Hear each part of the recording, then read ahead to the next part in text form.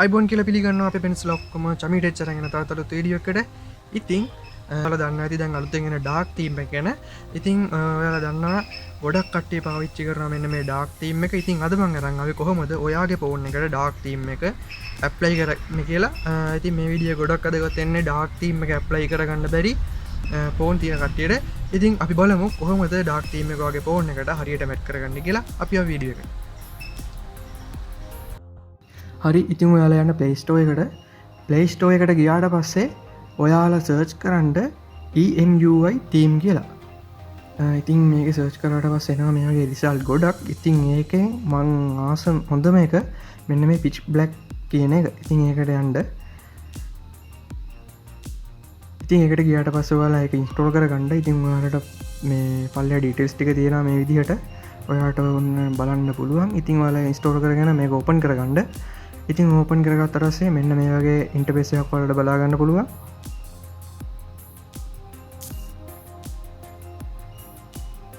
හරි ඉතින් මේ එන හැම එකක්ම ඔයා එලෝ කරන්න. ඉතින් මෙතන ඔයාලට පේනවා ඇති install version 1 ඒ වගේම install version 2 කියලා version දෙකක් තියෙනවා. ඉතින් මේකෙන් මම ආසම එක version 2 එක. ඔයාලා ඉතින් දෙකම install කරගන්න. මම දෙකම install කරගන්නවා.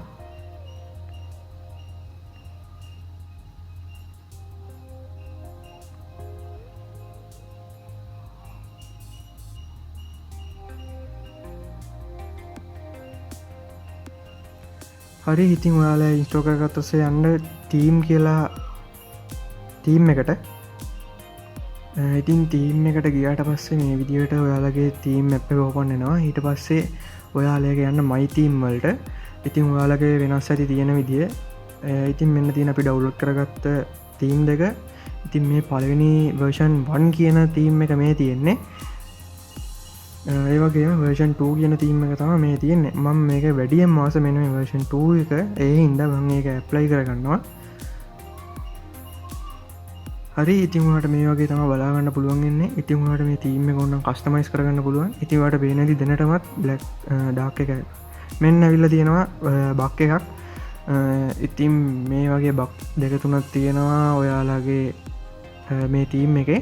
ඉතින් ඔයාලට පුළුවන් ඔයාලට ඕන විදිහට කස්ටමයිස් කරගන්න. ඔයාලා මේක පාවිච්චි කරද්දී ඔයාලට ඒ බක් මොනවද කියලා හම්බෙයි.